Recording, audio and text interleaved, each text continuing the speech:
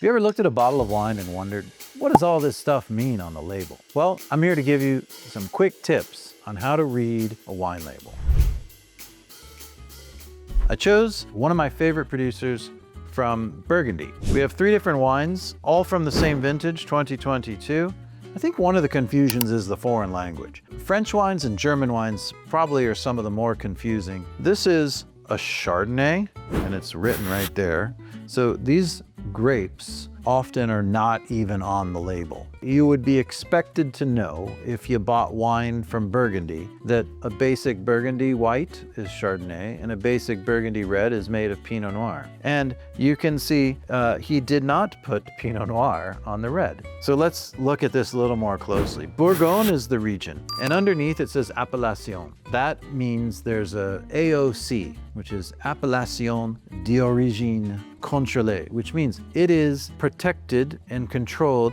And if you're going to use this term and it's followed by the appellation, that means the labeling laws are controlled by the French government. Underneath the word Chardonnay, it says white Burgundy. So that's what you're getting, a white Burgundy, which is essentially a Chardonnay. Then there's the producer name, Jean-Michel.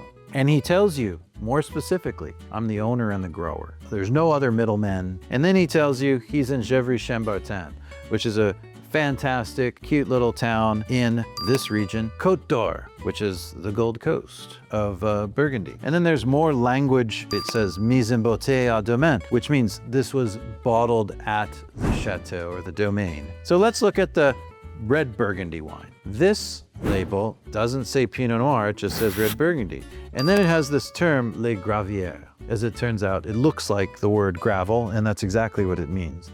It's a vineyard that has little pebbles or gravel stones in it.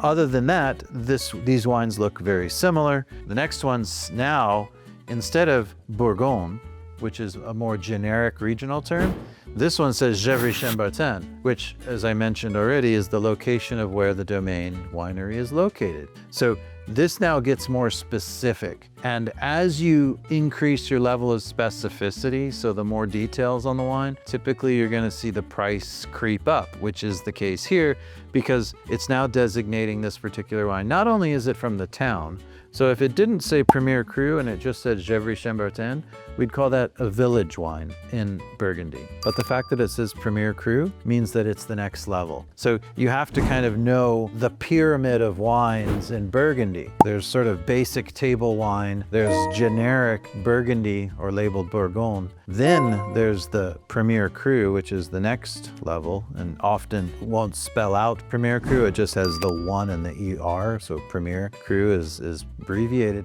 And then the top of the pyramid is Grand Cru. In Burgundy, that's the hierarchy. This Premier Cru is called La Petite Chapelle. You could look at that word and say, oh, it looks like chapel. That's in fact what it is. There is a small chapel located next to this vineyard, which happens to be one of the better vineyards in the region of Gevrey-Chambertin. It's a vineyard that's recognized with that designation, Premier Cru, which means it commands a higher price. So much to know about wines, but this is just a really short intro into better understanding wine labels from Burgundy. And I hope that helps. Cheers.